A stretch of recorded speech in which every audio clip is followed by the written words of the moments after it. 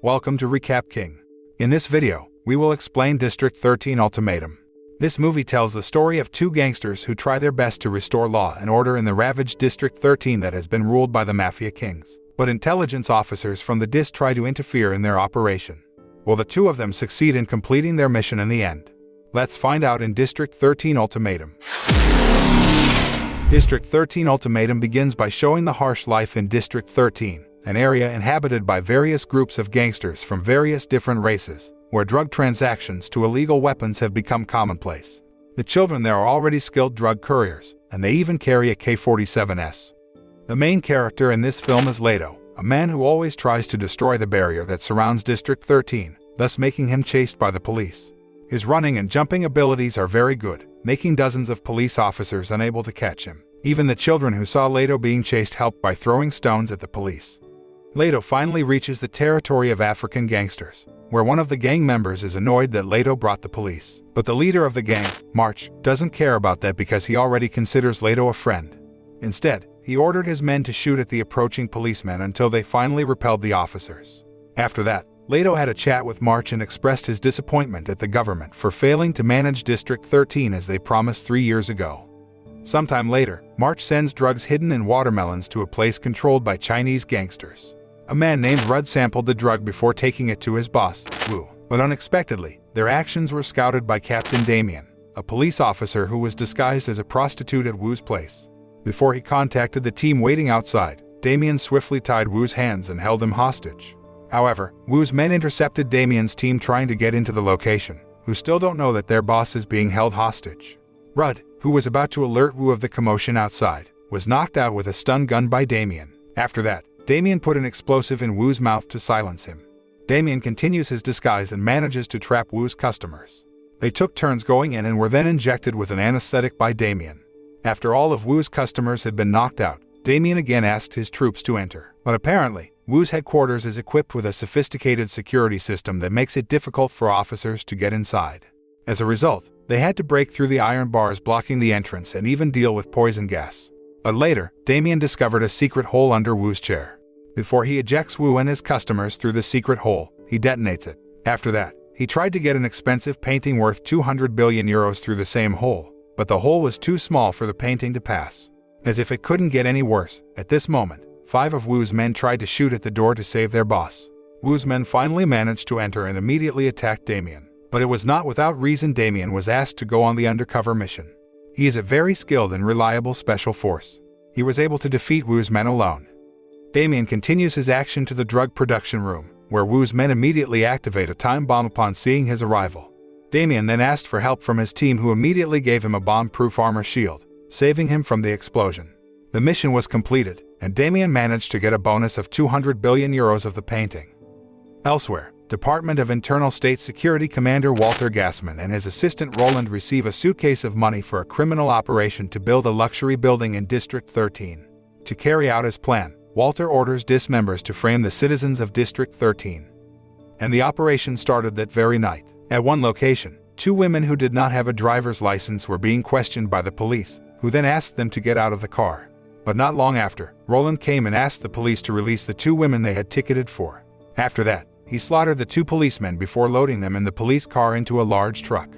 He did not realize that a group of young men saw what he was doing not far from there, and they managed to record all the events from inside the car. The truck containing the car and the 2 police bodies unloaded its cargo in the area of District 13, or more specifically, in front of the headquarters of African gangsters. Roland opened fire to lure the gangsters into shooting at the police car, and the gangster fell into his trap. They shot the police car brutally. Roland then recorded the incident as evidence for the government to level District 13. But he didn't realize that Leito saw the incident firsthand at the same time. He even saw a car with a DIS plate at the scene. The next day, Damien, who had just woken up from his sleep, was ambushed by dozens of police. They found drugs in his kitchen and confiscated them. The ambush, however, was nothing but a trap devised by Walter Gassman. Meanwhile, the president has witnessed footage of the shooting of a police car by District 13 gangsters who are shocked by the incident. According to him, it could become a national issue and trigger a civil war that would destabilize his government. Therefore, he ordered the general to summon Captain Damien to deal with the case. But now Damien has been arrested for drug dealing, and so the general suggested that they assign the DIS commander, Walter Gassman, to solve the problem. After some time, footage of the police shooting has circulated widely, angering all security forces.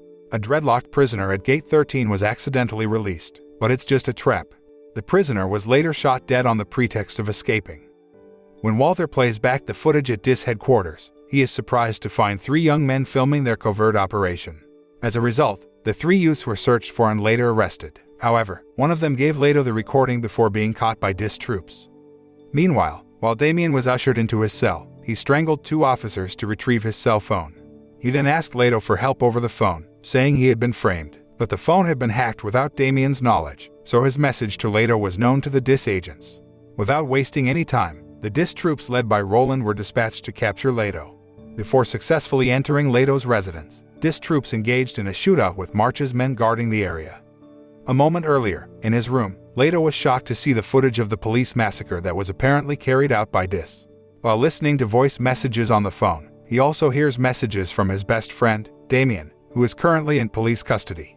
The situation got even worse because the DIS agent was already in front of his room. Luckily, the trap that Leito put on his door worked, so he escaped through the window and jumped into the next building. The chase between the DIS agents and Leito continued into the streets. Leito jumped and ran as fast as lightning. Even the DIS agent's car couldn't catch him. Elsewhere, March was furious at the police shooting of his men. He came carrying an RPG rocket and blew up a police post in District 13. Meanwhile, Leito comes to the police station to turn himself in, but the police cannot jail him because he did not commit a crime. Leito was not at his wit's end. He banged his head on one of the officers so that he was thrown into a holding cell. When taken by the police, he returns to action and sneaks into the prison to free Damien. Leito and Damien finally meet, and their first challenge is getting out of the police headquarters. These 2 friends are so slippery and dangerous. They manage to beat some of the cops and go down the elevator hall. At the same time, the president was confused by the case, but Walter continued to intimidate him into arresting all the gangsters in District 13. He even asked the president to level the area and turn it into an elite area. The president realized that it would be very risky to slaughter all the criminal gangs in District 13, but he had no other choice either way. The case must be resolved immediately before it spreads and gets out of control. The scene then switches to Leito, who is telling Damien about the footage of DIS's covert operation after escaping from prison. But apart from the tape, Damien and Leito needed other physical evidence to bring DIS down. To get it, they couldn't help but enter Walter's room, so they had to take action again, this time against dozens of security guards. While Damien fights them, Leito breaks into Walter's room, where he later manages to get a hard disk connected to Walter's computer. At the same time, Roland and his men began to attack Damien, but Damien and Leito managed to escape by jumping through the window and running in a car.